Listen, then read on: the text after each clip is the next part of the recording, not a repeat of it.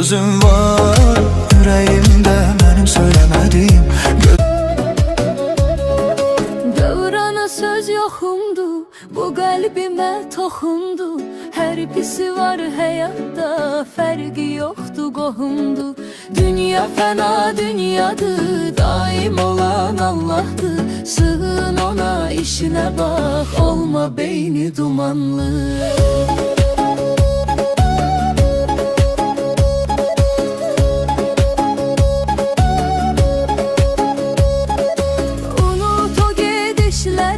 Xumarlı vərdişləri, 5-3 gün ömrün qalıb, tərk elə pis işləri. Nəfsinə qalib gələn, pis arzuları dəf edən, ayılanda şükür edəcək, yaxşı ki etmədim mən.